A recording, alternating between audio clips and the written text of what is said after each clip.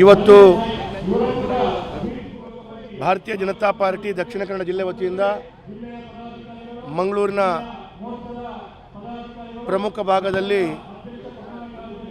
ನಮ್ಮ ಭೂಮಿ ನಮ್ಮ ಹಕ್ಕು ಅಂತೇಳುವಂಥ ವಿಶೇಷವಾದಂಥ ಶೀರ್ಷಿಕೆ ಅಡಿಯಲ್ಲಿ ಇವತ್ತು ಭಾರತೀಯ ಜನತಾ ಪಾರ್ಟಿ ಬೆಳಿಗ್ಗೆ ಪ್ರಾರಂಭಗೊಂಡಂಥ ಈ ಬೃಹತ್ ಪ್ರತಿಭಟನೆ ಸಾಯಂಕಾಲ 5:30 ಗಂಟೆ ತನಕ ಭಾಳ ಯಶಸ್ವಿಯಾಗಿ ಜರುಗಲಿಕ್ಕಿದೆ.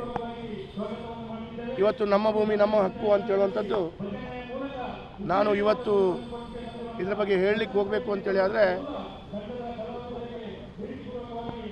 ಒಂದು ಕಾಲದಲ್ಲಿ ರಾಜರ ಕಾಲದ ಆ ಮೊಘಲರ ರಾಜರ ಕಾಲದ ಸಂದರ್ಭದಲ್ಲಿ ಯಾವ ರೀತಿಯಲ್ಲಿ ಕಂಡ ಭೂಮಿಯನ್ನು ಕಬಳಿಸುವಂಥ ಒಂದು ವಾತಾವರಣ ಸೃಷ್ಟಿಯಾಗಿತ್ತು, ಅದೇ ರೀತಿಯ ಕಂಡ ಭೂಮಿಯನ್ನು ಕಬಳಿಸುವಂಥ ಒಂದು ವಿಶೇಷವಾದಂಥ ಕಾನೂನನ್ನು ಇವತ್ತು ಕರ್ನಾಟಕ ರಾಜ್ಯದಲ್ಲಿ ಸಿದ್ದರಾಮಯ್ಯ ಅವರ ನೇತೃತ್ವದ ಕಾಂಗ್ರೆಸ್ ಸರ್ಕಾರ ಮಾಡ್ತಾ ಇದೆ. ಒಂದು ಕಡೆಗಳಲ್ಲಿ ರೈತರ ಭೂಮಿಯನ್ನು ಕಬಳಿಸುವಂಥದ್ದು, ಒಂದು ಕಡೆಗಳಲ್ಲಿ ಮಠ ಮಂದಿರಗಳ ಭೂಮಿಯನ್ನು ಕಬಳಿಸುವಂಥದ್ದು, ಇದೆಲ್ಲವೂ ಆಗ್ತಾ ಇರುವಂಥ ಸಂದರ್ಭದಲ್ಲಿ ಇದು ನಮ್ಮ ಭೂಮಿ, ನಮ್ಮ ಹಕ್ಕಿದೆ, ನಮ್ಮ ಭೂಮಿಯನ್ನು ಏಕಾಏಕವಾಗಿ ನೀವು ಕಬಳಿಸುವಂಥದ್ದು, ವಫ್ ಮಾಡಲಿಕ್ಕೆ ಯಾವ ಅಧಿಕಾರವೂ ಇಲ್ಲ ಅಂತೇಳುವಂಥ ದೃಷ್ಟಿಯಲ್ಲಿ ಇವತ್ತು ಈ ಪ್ರತಿಭಟನೆ ಭಾಳ ಮಹತ್ವದ ಪಾತ್ರವನ್ನು ವಹಿಸಿಕೊಳ್ತಾ ಇದೆ.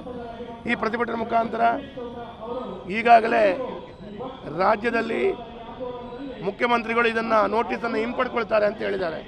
ಆದರೆ ಮುಖ್ಯಮಂತ್ರಿಯವರು ನೋಟಿಸನ್ನು ಹಿಂಪಡ್ಕೊಂಡ್ರೆ ಆಗಲ್ಲ. ಇವತ್ತು ಮುಖ್ಯಮಂತ್ರಿಗಳು ನೋಟಿಸನ್ನು ಹಿಂಪಡ್ಕೊಂಡ್ರು ಕೂಡ ಆ ವಫ್ಕಿನ ಭೂನ್ಯಾಯ ಮಂಡಳಿ ಏನಿದೆ ಅವರು ಆ ಜಾಗವನ್ನು ಕೈಬಿಟ್ಟರೆ ಮಾತ್ರ ಇವತ್ತು ಆ ರೈತರು ಆ ಭೂಮಿಯನ್ನು ಪುನರಪಿ ಅವ್ರದ್ದೇ ಆಗಿ ಉಳಿಸ್ಕೊಳ್ಳಿಕ್ಕೆ ಆಗುತ್ತೆ. ಹಾಗಾಗಿ ಇದರ ವಿರುದ್ಧವಾಗಿ ನಾವು ಬೃಹತ್ ಪ್ರತಿಭಟನೆಯನ್ನು ಇವತ್ತು ಮಾಡ್ತಾ ಇದ್ದೇವೆ.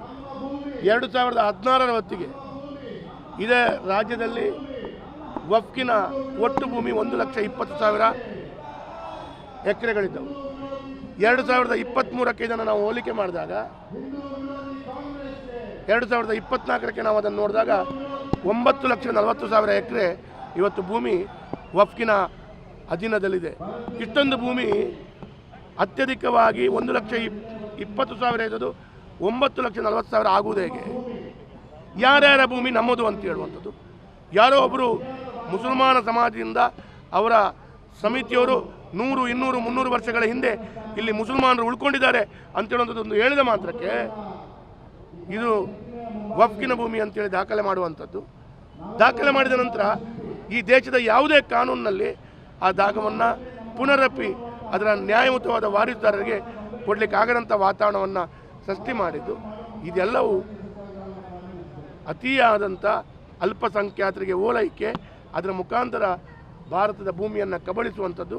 ಇದಕ್ಕೆ ಮಾನ್ಯ ಪ್ರಧಾನಮಂತ್ರಿಗಳು ಹೊಸದಾಗಿ ಒಂದು ನೀತಿಯನ್ನು ತಂದು, ಒಂದು ವಿಶೇಷವಾದಂಥ ಕಾನೂನನ್ನು ತಂದು ಇದನ್ನು ಸರಿಪಡಿಸಿಕೊಳ್ಬೇಕು ಅಂತ ಹೇಳಿದ ಆಗ್ರಹದೊಂದಿಗೆ ನಾವು ರಾಜ್ಯ ಸರ್ಕಾರ ಈ ರೀತಿ ಮಾಡಿದಂಥ ಅನ್ಯಾಯದ ವಿರುದ್ಧ ಇವತ್ತು ಬೃಹತ್ ಪ್ರತಿಭಟನೆಯನ್ನು ಮಾಡ್ತಾ ಇದ್ದೇವೆ.